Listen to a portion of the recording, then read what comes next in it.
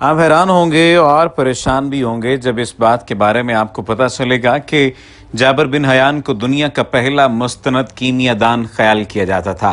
اس کی اندازاً تاریخ پیدائش 731 عیسوی ہے اور مقام پیدائش طوس یعنی خراسان تھا۔ دوا سازی اور دوا فروشی اس کا ذریعہ روزگار تھا اور حکومت سے بغاوت کی پاداش میں اسے قید اور پھر قتل کر دیا گیا۔ شیرخواری میں ہی باپ کا سایہ سر سے اٹھ گیا تو ماں نے اپنے معصوم بچے کی پرورش اور تعلیم و تربیت کی فکر کی۔ جابر بن حیان نے کچھ سوچ سنبھالی تو ماں نے اسے کوفہ کے مضافات میں بدوؤں کے ساتھ پرورش پانے کے لیے بھیج دیا، لہٰذا اعلیٰ تعلیم حاصل کرنے کا کوئی سوال ہی پیدا نہیں ہوتا تھا۔ جوان ہونے کے بعد وہ کوفے میں اقامت پذیر رہا۔ اس زمانے میں کوفہ میں علم و تدریس کا بڑا چرچا تھا۔ جابر نے باقاعدہ پڑھنا شروع کیا۔ اس وقت کی مروج یونانی تعلیمات نے اس پر گہرے اثرات مرتب کیے۔ علم حاصل کرنے کے بعد اس نے اپنے ارد گرد کے لوگوں کو سونا بنانے کے جنون میں مبتلا دیکھا تو خود بھی یہی روش اپنا لی۔ کافی تجربات کے بعد بھی وہ سونا تیار کرنے میں کامیاب نہ ہو سکا، لیکن کیمیا میں حقیقی دلچسپی کی وجہ سے اس نے تجربات کا سلسلہ ختم نہ کیا۔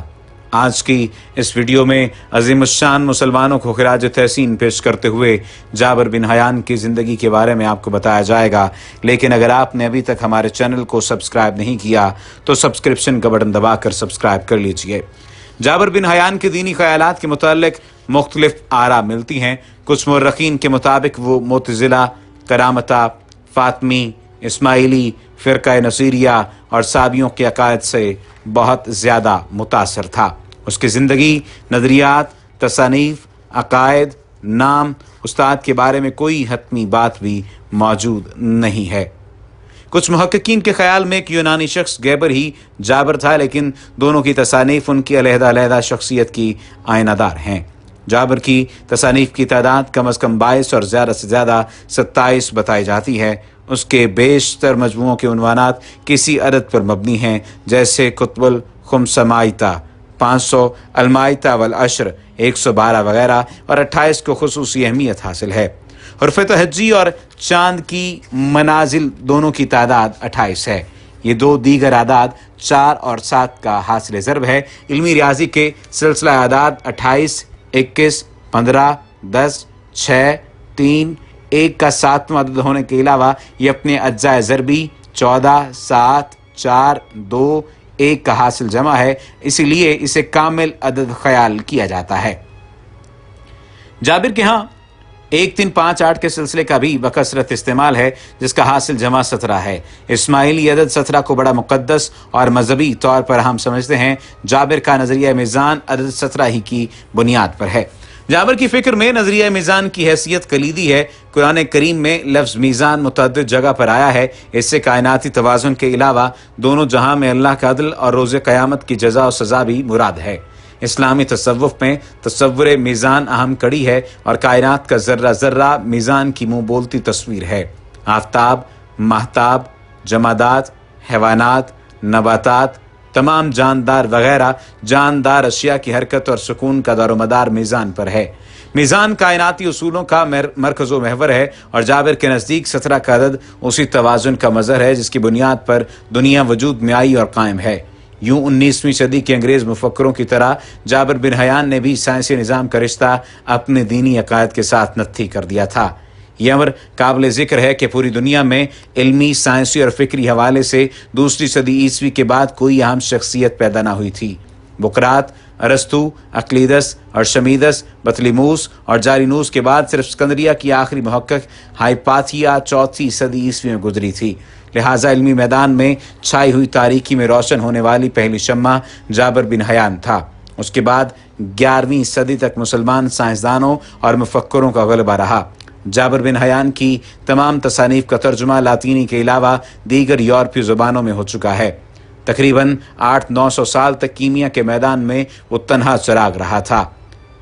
18ویں صدی میں جدید کیمیا کے احیا سے قبل جابر کے نظریات کو ہی حرف آخر خیال کیا گیا اور بطور کیمیا دان اس کا ایمان تھا کہ علم کیمیا میں تجربہ سب سے اہم چیز ہے۔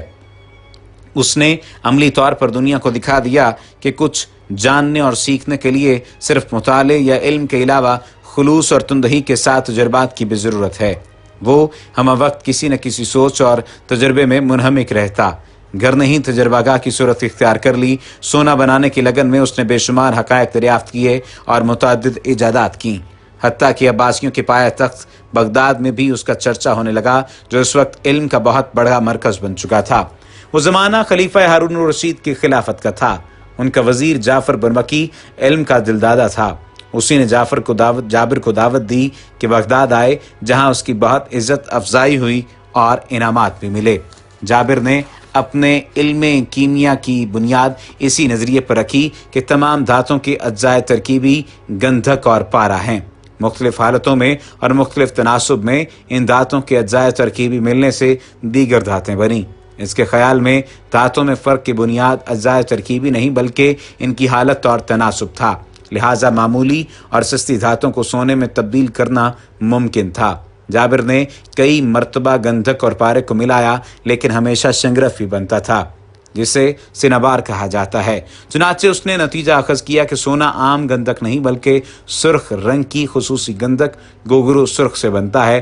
بعد کی 8 صدیوں میں لوگوں نے اس خصوصی گندھک کی تلاش میں بہت سر مارا، لیکن ناکام رہے۔ اس میں مشاہدہ، ذہانت، لگن اور انتھک محنت کرنے کی صلاحیتیں بدرجہ اتم موجود تھیں۔ دوسرا، وہ یہ سمجھتا تھا کہ منزل مقصود کبھی نہیں آتی، جسے پا لیا وہ منزل نہیں۔ اس شعور نے اسے کائنات کی تحقیق میں آگے ہی آگے بڑھتے جانے کی دھن اور حوصلہ دیا۔ جابر قرآن دامبیک نامی ایک آلے کا معجد بھی تھا، جس کے 2 حصے تھے۔ ایک حصے میں کیمیائی مادوں کو پکایا جاتا اور مرکب سے اٹھنے والے بخارات کو نالی کے ذریعے آلے کے دوسرے حصے میں پہنچا کر ٹھنڈا کر لیا جاتا تھا۔ یوں وہ بخارات دوبارہ مائع حالت اختیار کر لیتے۔ کشید کا یہ عمل کرنے کے لیے آج بھی اسی قسم کا آلہ استعمال کیا جاتا ہے۔ اس کا موجودہ نام ریٹارٹ ہے۔ ایک مرتبہ اس میں سے بھورے رنگ کے بخارات اٹھے اور آلے کے دوسرے حصے میں جمع ہو گئے، جو تانبے کا بنا ہوا تھا۔ حاصل شدہ مادہ اس قدر تیز تھا کہ دھات گل گئی۔ جابر نے مادے کو چاندی کے کٹورے میں ڈالا تو اس میں بھی سوراخ ہو گیا۔ چمڑے کی تھیلی میں ڈالنے پر بھی یہی نتیجہ نکلا۔ جابر نے مایا کو انگلی سے چھوا تو وہ جل گئی۔ اس کاٹدار اور جلانے کی خصوصیت رکھنے والے مایا کو اس نے تیز آب یعنی تیزاب کا نام دیا۔ پھر اس تیزاب کو دیگر متعدد دھاتوں پر آزمایا، لیکن سونے یا شیشے کے علاوہ سب دھاتیں گل گئیں۔ جابر مزید تجربات میں جٹ گیا۔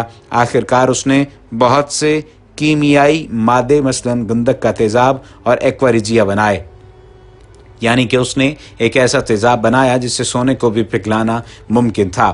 اس نے دھات کا کشتہ بنانے کے عمل میں اصلاحات کیں اور بتایا کہ دھات کا کشتہ بنانے سے اس کا وزن بڑھ جاتا ہے۔ عملے کشید اور فلٹر کا طریقہ بھی اس کا ایجاد کردہ ہے۔ اس نے کلماؤ یعنی کرسٹلائزیشن کا طریقہ اور 3 قسم کے نمکیات دریافت کیے۔ اس کے علاوہ لوہے کو زنگ سے بچانے، لوہے پر وارنش کرنے، موم جامہ بنانے، چمڑے کو رنگنے اور خضاب بنانے کا طریقہ بھی اسی نے دریافت کیا۔ دنیا اپنی ڈگر پر چلتی رہی اور جابر اپنے تجربات و مشاہدات کی کائنات میں محو رہا۔ کیمیاوی مرکبات کو پکانے سے پیدا ہونے والے دھوئیں نے اس کی بینائی کو متاثر کیا۔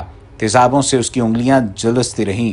کہا جاتا ہے کہ 815 میں وہ تو اس کے مقام پر اس دنیا سے چلا گیا، لیکن کیمیا کے میدان میں نوع انسانی کو ایک ایسا ابدی جذبہ اور لگن عطا کر گیا جو آج مریخ اور چاند پر زندگی کے آثار دریافت کرنے والے محققین بھی موزن ہیں۔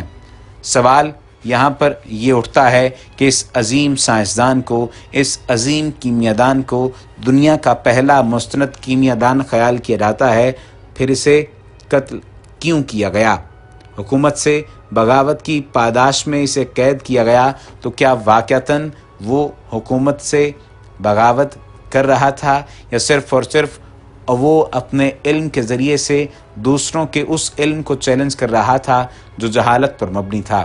جس نے اتنی ایجادات کی، اس کے لیے یہ تمام تر باتیں، یہ تمام تر چیزیں یعنی قید اور پھر اسے قتل کر دیا جانا، ایسی ہی سزا اسے کیوں ملی؟